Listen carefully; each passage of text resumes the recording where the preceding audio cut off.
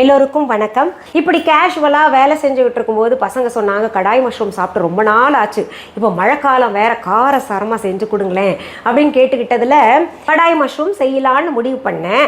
அப்போது உங்கள் நினைவு வந்துருச்சு, சரி நம்ம செய்யறதான் செய்கிறோம், உங்களுக்கும் செய்து காமிச்சிடலாமே அப்படின்னு கடாய் மஷ்ரூம் இன்னைக்கு செய்து காமிக்க போகிறேன்.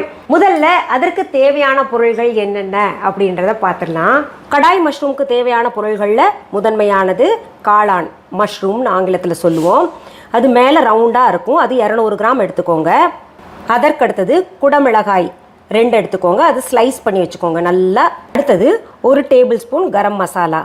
அடுத்தது 2 டேபிள் ஸ்பூன் பூண்டு பொடி பொடியாக நறுக்கியது. அடுத்தது 1 டேபிள் ஸ்பூன் கசூரி மேத்தி.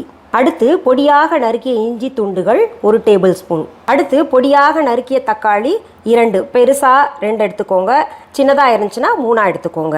அடுத்தது ஒரு பெரிய வெங்காயத்தை நீளமாக நறுக்கி வச்சுக்கோங்க, ரொம்ப தின் ஸ்லைசஸ் இருக்கணும். அடுத்தது குண்டு மிளகாய் எடுத்து அதில் விதை நீக்கி இப்படி துண்டுகளாக பண்ணி வச்சுக்கோங்க, 1-2 விதை இருந்தால் பரவாயில்ல. அடுத்தது காய்ந்த தனியா 1 டேபிள் ஸ்பூன். அடுத்தது பொடியாக நறுக்கிய பச்சை மிளகாய் 2, தேவையான அளவு எண்ணெய், தேவையான அளவு உப்பு. இப்போது செய்முறை எப்படின்னு பார்த்துடலாம். ஒரு கடாய் அடுப்பில் வச்சுக்கோங்க, அதில் மல்லி இருக்கு இல்லையா, முழு தனியாக போட்டுக்கோங்க. அது கூடையே கிள்ளி வச்சுருக்கோம் இல்லையா, மிளகா உடச்சி வச்சுருக்கோம் இல்லையா, அதையும் போட்டு சிவக்க வறுத்துக்கோங்க. நல்ல வாசனை வர்ற வரைக்கும் வறுத்துட்டு அதை ஒரு பவுலில் எடுத்துருங்க. கொஞ்சம் ஆற விட்டு நம்ம மிக்சியில் கொரன்னு அரைக்கணும். அதை ஆற விட்டுட்டு நான் இப்படி கொரன்னு மிக்சி ஜாரில் அரைச்சி எடுத்திருக்கேன். இந்த பதத்தில் இருந்தால் போதும், அப்போ தான் சுவையாக இருக்கும். அடுத்தது அதே வாணலியை சுத்தப்படுத்திக்கிட்டு நீங்கள் போதுமான அளவு எண்ணெய் ஊற்றிக்கோங்க. எண்ணெய் சூடானதுமே பெரிய வெங்காயம் ஸ்லைஸ் பண்ணி வச்சுருக்கோம் இல்லையா, அதை சேர்த்துக்கோங்க. இதை 2 வதக்கிட்டு அப்புறம் பூண்டு இஞ்சி சேர்த்துக்கலாம். இப்போது வெங்காயம் பாருங்கள் ஒரு மாதிரி பிங்க் கலர் மாறுதில்ல, அப்போது பூண்டை சேர்த்துக்கலாம். இதுலேயே இஞ்சி துண்டுகளும் சேர்த்துக்கலாம்.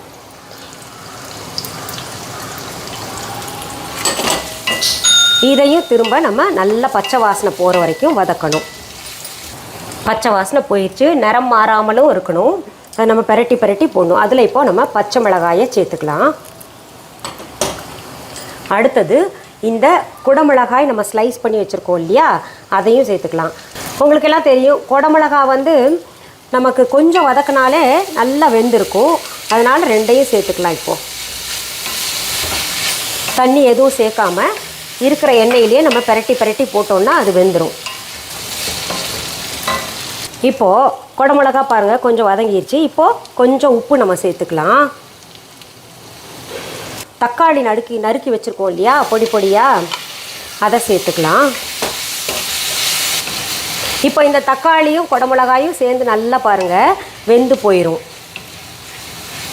இப்போது நம்ம என்ன பண்ணலாம், தக்காளி வேகணும் இல்லையா, அதனால் மூடி வச்சிடலாம். அதுக்குள்ளே நம்ம என்ன பண்ணலாம், ஒரு தாளிக்கிற கரண்டி எடுத்துகிட்டு இந்த கசூரி மேத்தி இருக்கு இல்லையா, அதை போட்டு நல்லா வறுத்துக்கலாம். கொஞ்சம், அதாவது ரொம்ப தீர அளவுக்கு நம்ம வறுக்க வேண்டாம், லேசாக புகை வரும், வாசனை வரும், அப்போ நம்ம எடுத்துடலாம். ஏன்னா கசூரி மேத்தி அப்படியே போடுறத காட்டிலும் நம்ம இப்படி வறுத்து கொஞ்சம் பொடி பண்ணி போட்டோன்னா ரொம்ப சுவையாக இருக்கும், அந்த கசப்பு தன்மையும் ரொம்ப தெரியாது.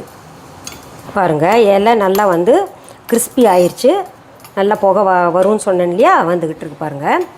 இப்போது அடுப்புலேருந்து இறக்கிக்கலாம். ஆற விட்டு நம்ம கொஞ்சம் பொடி பண்ணிக்கலாம், அது எப்படின்னு நான் காமிக்கிறேன். இப்போ பாருங்கள், இப்போது நம்ம தண்ணி திரும்பவும் தெளிக்கலாம், சும்மா கொஞ்சம் போட்டால் போதும், ஏன்னா காளானுக்கு அதிக தண்ணி தேவைப்படாது. இது ஒரு மாதிரி கிரேவியும் இல்லாமல் சப்ஜியும் இல்லாமல் செமி கிரேவி மாதிரி இருக்கும். அது பிறகு வேணா கூட நம்ம சேர்த்துக்கலாம். நல்லா தக்காளியெல்லாம் ஸ்மாஷ் பண்ணி விட்டுக்கோங்க. நம்ம வெட்டி வச்ச காளானை சேர்த்துக்கலாம்.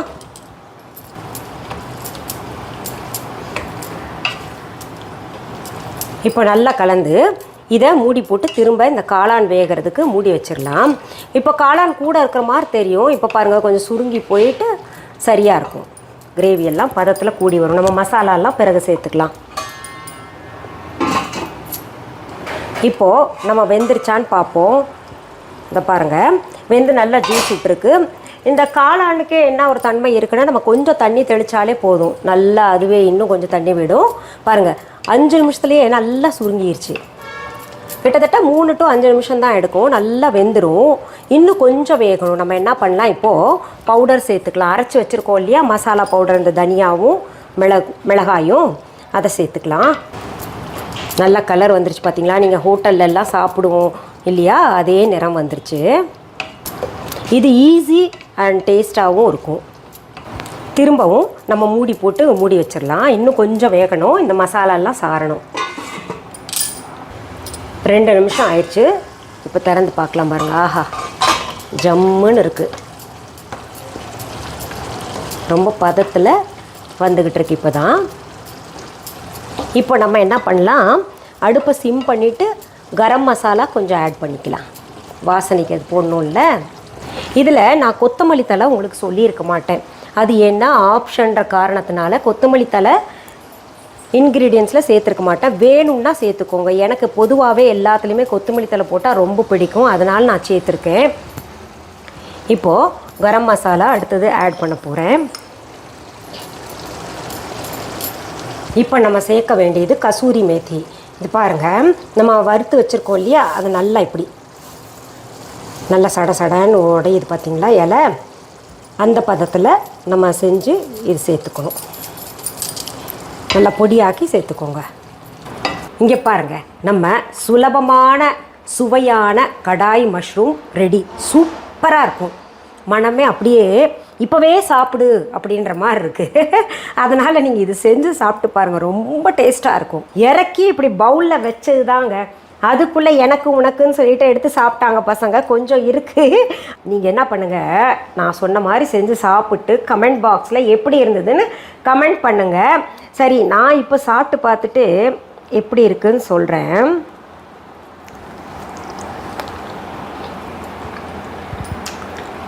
ஆஹா, இந்த மழைக்கும் அதுவுமா காரமாக இருக்குது, ரொம்ப எதமாக இருக்குது, சுவையாக இருக்குது, ரொம்ப பக்குவமாக இருக்குது. இது பொதுவாகவே ரெஸ்டாரண்ட் போனால் ரெசிபி மெனு கார்டு கொடுப்பாங்க. அதில் பசங்களுடைய சாய்ஸாக இருக்கிறது கடாய் ரெசிபி, கடாய் பன்னீர், பன்னீர் பட்டர் மசாலா, பாலக் பன்னீர், இந்த மாதிரி இருக்கும். அதில் அவங்க டிக் பண்ணுவாங்க, இது வேணும் எனக்கு அப்படின்னு. அது சாப்பிட்டு சொல்லுவாங்க, அம்மா இந்த மாதிரிலாம் சமைச்சு கொடுக்கலாம்ல அப்படிம்பாங்க. அப்போ அம்மா எனக்கு தெரியாதேம்மா, இதெல்லாம் ஹோட்டலில் வந்தால் தான் கிடைக்கும் அப்படின்னு சொல்லிட்டு சொல்லுவாங்க. ஆனால் நம்ம வீட்டு கிச்சனில் இருக்கக்கூடிய பொருள்களை வைத்தே விதவிதமாக சமைக்கலாம். அதாவது ஸ்டார் ஹோட்டலில் சமைக்கிறது, ரெஸ்டாரண்ட்டில் சமைக்கிறதெல்லாம் நம்ம சமைக்கலாம். அதுக்காக தான் பார்த்தீங்கன்னா ஒவ்வொன்றா நான் அப்பப்போ செய்து காமிக்கிறேன். இது ஒரு பெரிய வானத்துலேருந்து குதிச்ச ரெசிபி கிடையாது. நீங்களும் செஞ்சு பார்த்துட்டு எனக்கு கமெண்ட் பாக்ஸில் கமெண்ட் பண்ணுங்கள். மீண்டும் அடுத்த பதிவில் சந்திக்கும் வரை நன்றி, வணக்கம். அன்பான வாடிக்கையாளர்களே, உங்கள் விஹா ஸ்டோரில் பூஜை பொருட்கள், சிலைகள், ராசிக்கற்கள், வாஸ்து பொருட்கள், விதைகள், பாரம்பரிய அரிசி வகைகள், சிறுதானியங்கள், ஆர்கானிக் பொருட்கள், மூலிகை எண்ணெய், மளிகை பொருட்கள், மரச்செக்கு எண்ணெய், மரப்பொருட்கள், வெள்ளி ஆபரணங்கள், கிஃப்ட் ஆர்டிகல்ஸ், காட்டன் மற்றும் பட்டு புடவைகள், காட்டன் சுடிதார்கள், பட்டு பாவாடை, குழந்தைகளுக்கான விளையாட்டு பொருட்கள், ஹை குவாலிட்டி இமிடேஷன் நகைகள், வீட்டு உபயோக பொருட்கள், ஜூட் பேக்ஸ், ஹேண்ட்மேட் சோப்ஸ், அழகு சாதன பொருட்கள், சிறுதானிய பிஸ்கெட்டுகள், ஹோம் அப்ளையன்சஸ், இன்னும் பற்பல பொருட்கள் விற்பனைக்குள்ளது. விஹா ப்ராடக்ட்களை நீங்கள் வாங்க விரும்பினால் அது எங்களுடைய viha.online வெப்சைட் மற்றும் சென்னை ராஜா அண்ணாமலைபுரத்தில் உள்ள எங்கள் விஹா ஸ்டோரில் மட்டுமே கிடைக்கும் என்பதை தெரிவித்துக் கொள்கிறோம். வேறு எந்த ஆன்லைன் வெப்சைட்களிலும் விஹா ப்ராடக்ட்கள் விற்பனைக்கு கிடையாது என்பதை நீங்கள் கவனத்தில் கொள்ள வேண்டும். எங்கள் விஹா ஸ்டோரின் விலாசத்தை கண்டறிய கூகுள் மேப்ஸில் விஹா ஸ்டோர் என்று டைப் செய்தால் வழியை கண்டறியலாம். www.viha.online வெப்சைட்டிலும் விஹா ஸ்டோரின் அட்ரஸ் உள்ளது.